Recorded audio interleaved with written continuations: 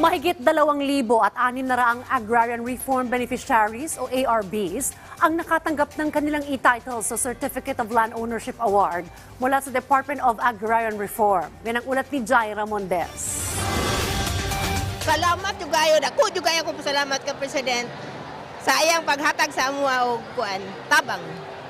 Kita ang malaking pasasalamat ng Agrarian Reform Beneficiary na si Lucena Diamante matapos nitong mapa sa kamay ang kanyang electronic title o Certificate of Land Ownership Award mula sa Department of Agrarian Reform o DAR.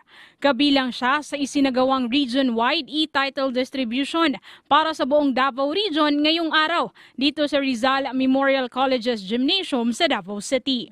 Pinangunahan mismo ni President Ferdinand Bongbong Marcos Jr. ang ceremonial turnover kasama sina Vice President Sara Duterte at DAR Secretary Conrado Estrella III.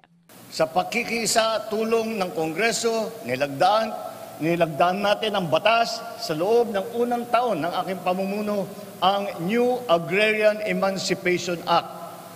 Dahil po sa batas na ito, ang pagkakautang ng mahigit ng 600,000 na agrarian reform beneficiaries ay hindi nasisingilin pa ng pamahalaan.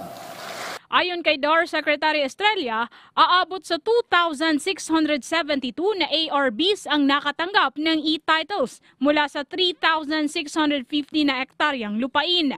Kaya sinabi ng ating Pangulo, inutusan niya kami, paspasan mo, Secretary Estrella, ang pagbibigay ng titulo. Matagal ng panahon na hinintay nila. Kaya pinaspasan namin ang pagpapagawa ng titulo para sa inyong mga agrarian reform beneficiaries.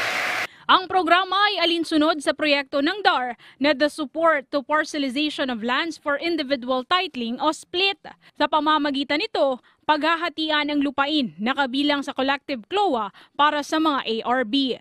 Layunin ng proyekto na mas mapagtibay ang land property rights ng mga ARB, mas mapabilis ang pagbangon nila sa krisis na dala ng pandemya at higit sa lahat, mas mapapalapit sa kanila ang serbisyo at programa ng DAR.